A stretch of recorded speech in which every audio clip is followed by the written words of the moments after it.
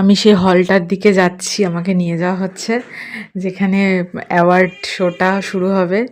তো চারপাশে ভিউটা খুব সুন্দর।